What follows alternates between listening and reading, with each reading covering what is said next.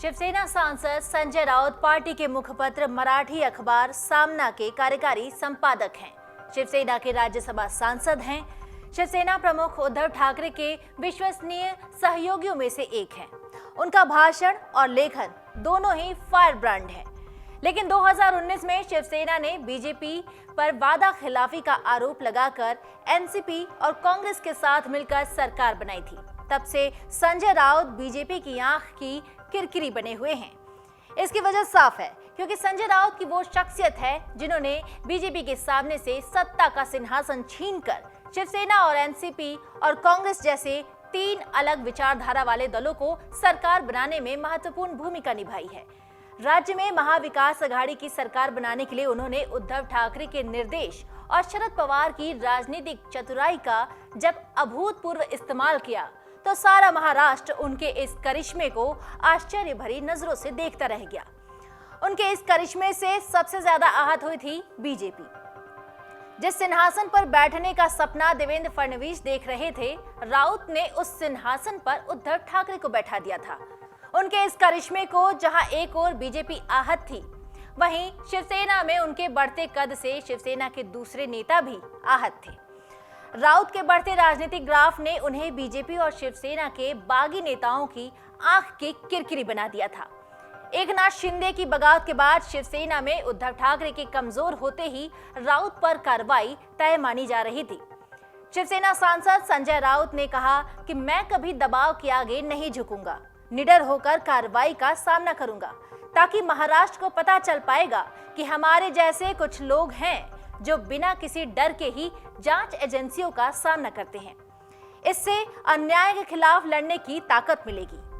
राउत ने ईडी द्वारा हिरासत में लिए जाने के बाद ट्वीट किया कि आप उस व्यक्ति को नहीं हरा सकते जो हार नहीं मानता। साथ ही राउत ने कहा कि अगर मुझे अपनी जान भी देनी पड़े तो मैं ईडी के आगे नहीं झुकूंगा। संजय राउत ने कहा कि ईडी ने 9 घंटे तक घर पर पूछताछ की, हालांकि उन्हें भ्रष्टाचार से संबंधित कोई दस्तावेज नहीं मिले। राउत ने चुटकी लेते हुए कहा कि जिस पात्रा चौल मामले में ये कार्रवाई की जा रही है, उस पात्रा चौल के कितने पतरे जंग लगे हुए हैं और वो पात्रा चौल कौन सी है, मैं तो ये भी नहीं जानता। राउत ने आरोप लगाया कि शिवसेना को खत्म करने के लिए ईडी ये कार्रवाई कर रही है। राउत ने कहा कि ईडी के दबाव में कई लोग शिवसेना छोड़कर जा रहे हैं। हालांकि मैं पार्टी नहीं छोड़ूंगा, चाहे कुछ भी हो जाए। मुझ पर शिवसेना को तोड़ने का दबाव बनाया जा रहा है। ये कार्रवाई उद्धव ठाकरे को परेशान करने के लिए ही की जा रही है। चूंकि मैं बाला साहेब ठाकरे का शिव सैनिक हूं, इसलिए मुझे उनसे निडरता के गुण विरासत में मिले हैं, इसलिए मैं डरूंगा नहीं, लड़ूंगा। राउत ने यह भी कहा कि मैं खुद सांसद हूं, इसलिए मैं कानून के महत्व को समझता हूं। मैं जांच को पूरा सहयोग करता हूं और करता रहूंगा। राउत ने कहा कि उन्होंने समन जारी करने के बाद ईडी से पूछताछ के लिए पेश होने के लिए समय बढ़ाने की मांग की थी।